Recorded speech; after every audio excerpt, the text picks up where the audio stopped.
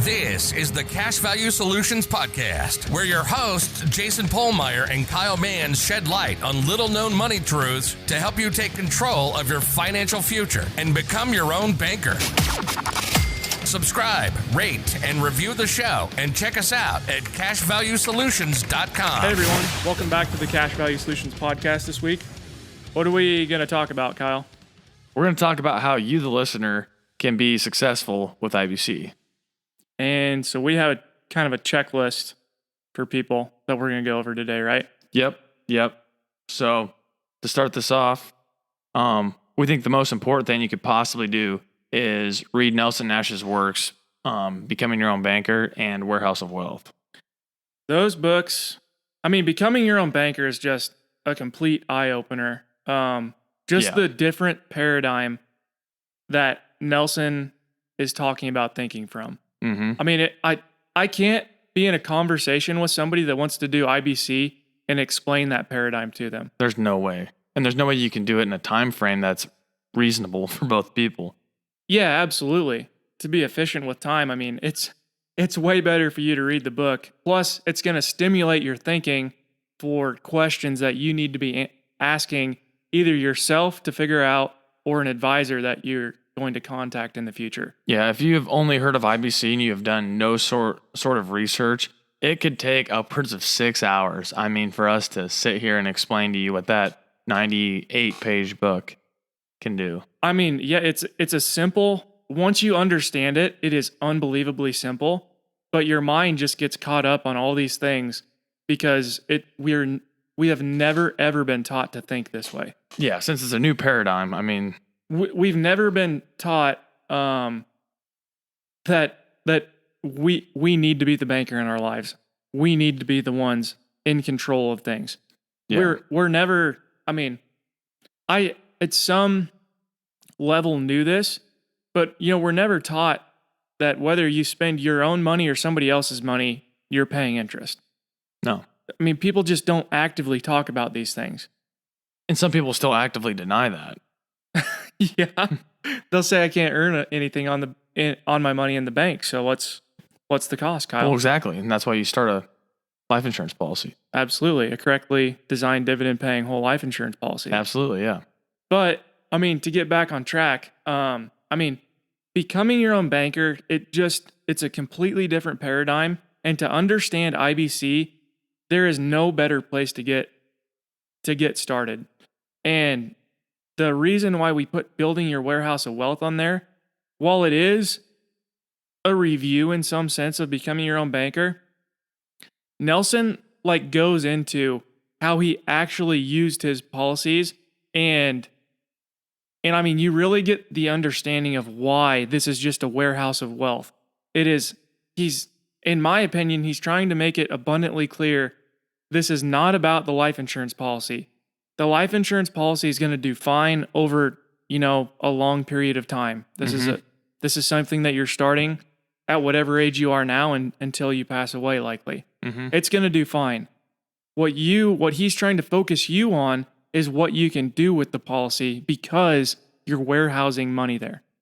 Yes. So it's a review of becoming your own banker, but he gets into how you apply it to your life. Ties it together, yeah. So, yep. Anyways. So after you've read those books, the next best thing you could possibly do is get Nelson's seminar on DVD. It is amazing. It's 6 hours. I think he usually did a 10-hour seminar, and they've cut it down to 6 hours.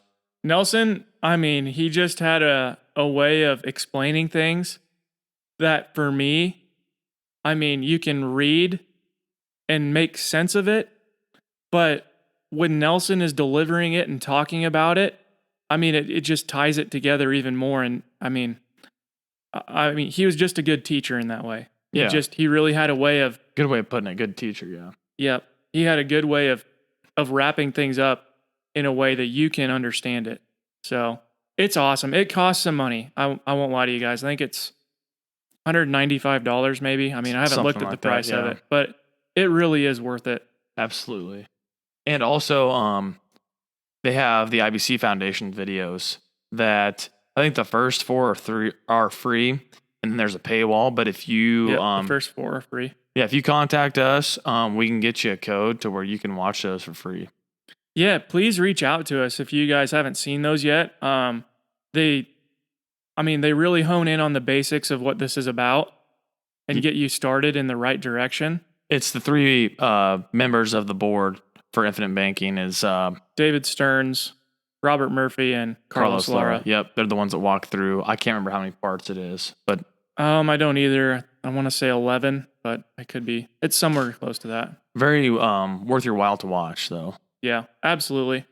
Those are, and that resource, like we said, there's a paywall, but we have a discount code for you guys if you're interested. We'll put the link in the show notes so you can check out the free ones and see if it's something you want to dive into. Sure, I like that idea, Kyle.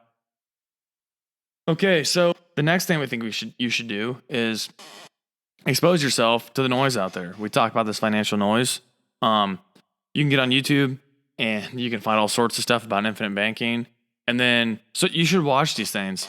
Watch what people have to say about, the negatives, the pros, the cons of IBC, and then get with a competent practitioner and ask about those. You're going to find a lot of the negatives that you hear aren't even relevant. Not that whole life insurance is perfect or anything's perfect, but there's just a lot of misunderstood information out there. Absolutely. And I mean, we believe this step is going to allow you guys to kind of fast track yourselves by listening to this noise. You're going to search for the answers to these questions. Sure. And so they won't be lingering. You don't want to be starting a policy and then a year down the road or 5 years down the road, like you're having these questions, because you haven't read Nelson's book in a while and you're starting to forget why you're doing it. Yeah. I mean, we hope that isn't the case, but I know there's people out there that happens to. Yep. And I mean, this is a way, if you yourself are learning about this, it just does so much more for your learning capacity and memory than us giving you an answer. Sure. Just us giving you an answer. And watch the Dave Ramsey videos. He's kind of came out with, I think, 2 in the last year on infinite banking and saying how it's a scam. And he just says some stuff that is just completely wrong. So, and we have a podcast where we played the entire Dave Ramsey video, the first one that he came out with. We broke down every single thing that we thought was relevant that needed addressing in that video. Yeah, a lot of people like to point to him, as the messiah of finance. And I mean, for him to come up with some things that are just absolutely false. I mean, well, a lot of half-truths too. Yes. A lot of half-truths. Yes. That lead you, I mean, they aren't necessarily false, but they definitely misconstrue what is going on. I mean, you can tell there's an agenda absolutely behind it. So, but that's important. I mean, you should be able, if somebody asks you why you're doing infinite banking and they tell you, whole life is a terrible product to put money in, you don't want to store capital there, and I mean, you should be able to have an intelligent conversation with them. Sure. And talk to them about it. You don't have to be perfect and know everything, but I mean, just for your own knowledge, you should be able to have an intelligent conversation about it with them. Well, yeah, and just for your own sake. I mean, with anything you do, I mean, you should be like you should be educated if you're going to do something. Anything, yeah. If you're going to commit a significant portion of your income, like Kyle and I do with our own policies to this, you want to know what's going on. If you're going to make a big purchase of any sort, you need to know what that is. If you're going to take a policy loan, you should understand policy loan interest goes to the insurance company. Yeah. Yep. Okay. The next thing is you should not abuse your access to capital. So when we're putting money in these whole life insurance policies, we have access to them, which is why we do it. Instead of locking it in a 401k or IRA, whatever, you can use that capital.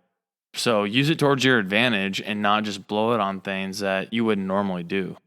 Yeah, just because you have access to $100,000 of cash surrender value doesn't mean that you should go out and buy a new vehicle necessarily, No.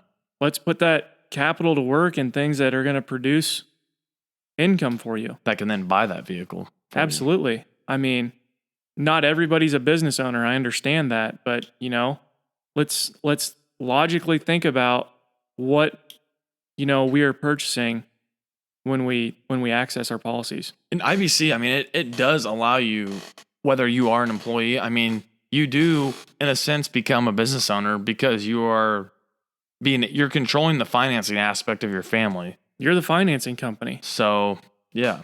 And you get to choose where you bank at, whether you bank with your own personal bank or maybe you still use a credit union in town or the local bank. And maybe sometimes you pay cash for things.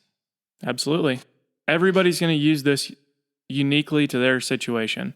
Which kind of goes into our next point is you need to understand that you can use this how you see fit.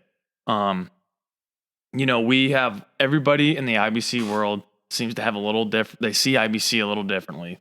So there's not one way to do it right. So whatever works for you is what you need to do. There's not only one way to be successful. No. You don't have to, only borrow from your whole life insurance policy because you want to be your own banker. You can, but you don't have to do that. Exactly, yeah. You can, there are plenty of people who just finance themselves out of their life insurance policy, and that's great. And there's a lot of people that use their life insurance policy. They still use the traditional bank. That's fine too. I'm in the place, Kyle, right now personally of using a traditional finance institution and my life insurance policy. Why is that? Because I don't have access to enough capital to finance everything in my life. Exactly. My bank isn't big enough. We can talk about like how Nelson does, how the banking system is, it's corrupt, it's unjust, but nobody should be able to lend money that doesn't exist. Exactly, yes. That it is what it is.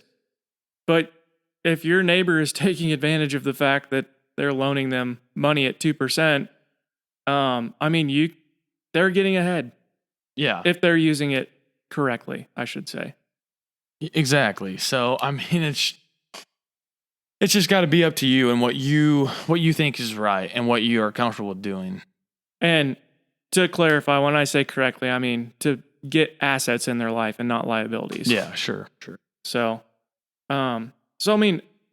you can absolutely use it however you want to because you are the banker, because you have access to capital. That's the most important thing. Yeah, exactly. You're in control. We're not your banker. We're showing you how this works, how to implement it, but you're the one who's going to, control it over your lifetime.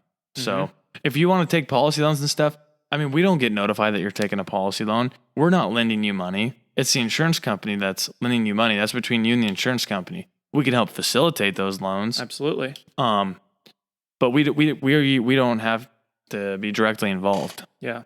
So we can be as involved as you want us to be, or not involved at all, basically. Exactly. Yeah.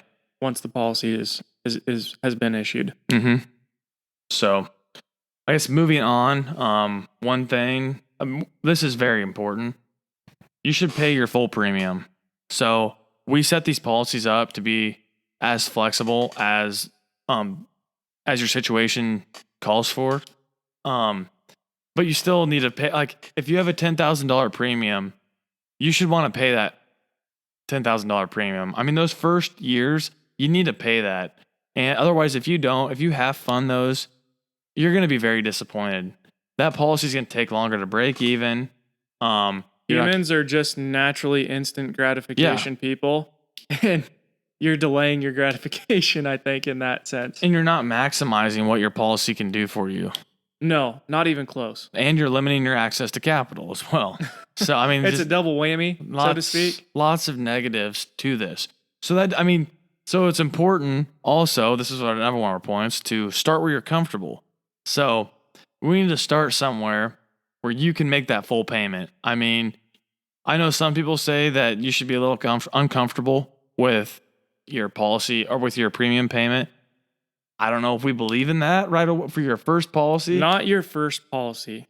So you definitely should start where it's like a substantial amount to where like it's part of your lifestyle. But you need to be comfortable. It's not something that should keep you up at night. You should be excited to pay the premium. Absolutely. I am on my policies. And for me personally, I did start where I was uncomfortable. But that was because I had spent so much time researching this. Mm-hmm. And I know that there's probably less than 2% of the population that is going to go to the lengths that both of us went to when we researched this. And you shouldn't have to. Or I mean, I guess you shouldn't need to. When we first started researching, like it's crazy how many resources have now popped up since we first got introduced to infinite absolutely. banking. And I mean, YouTube has absolutely blown up. That's for better and for worse. I mean, there's two There's sides good to and that. But yeah. So I mean, if you have no interest in getting into the insurance world, there's probably no need for you guys to dive as deep as we did. No, into this. Definitely not. Definitely not. I guess, I don't know where that came from. I mean, for me, I literally was like passionately interested in it. I mean, it was just like I said at the beginning, I mean, it was such a different way of thinking about how to use money and treat it. And I mean, I was just fascinated by it. And I think that that's part of the reason that I dove into it. Mm-hmm. Another reason was the fact that there was so much noise out there, and it's difficult to be able to look through that noise and know what's right and wrong. Sure. But that's why we want you guys to listen to it, so you can ask yourselves these questions that you have that you're unsure of, and you can either find answers to them through reading, podcasts, YouTube videos, whatever it is. Maybe it's Nelson's seminar, or you can ask advisors that you're going to talk to and help speed that process up for you. Sure. Yeah. But I really do, I wholeheartedly believe you need to do a lot of that before you talk to the advisor first, because it's going to put you in a better position to ask good questions, and it's going to get you into, it's going to get you to being ready to start your first policy sooner. Sure. And we do 15-minute discovery calls, which pretty much what we've talked about is what those calls outline. I mean, if this is something you're interested in, you're not sure what you need to do, schedule a discovery call, and we can go over your situation quickly and see if we're a fit to help you, and if not, if we can point you in a direction that will benefit you. And we need to see how much you know about infinite banking. If there's more research that we think you need to do, such as reading some of the resources we listed at the beginning of this podcast. Simple things like that, questions that you have. So it's not a deep dive by any means. No. That's we like to do those 15-minute discovery calls to get all that stuff out of the way, so that when we do the full meeting, we can do that deep dive, and we're being time conscious for both parties. Absolutely. So we have a busy schedule, and I know that a lot of people we work with do too. Yeah, we don't want to waste your time, our time. We want to be as efficient as possible and make the experience worth it. So absolutely. I think that's a unique thing that we bring, Kyle, is our perspective on this. We aren't trying to pigeonhole this at anybody. I mean, it is what it is. It's right for some people. It's not for everybody. So yeah, it can work for everybody, but it is definitely not for everybody. Yeah, not everybody. I guess the way I'd put it is not everybody is ready for it. Sure. So yeah, yep. No, I agree with that. Okay. Well, I think that's all of our list, isn't it?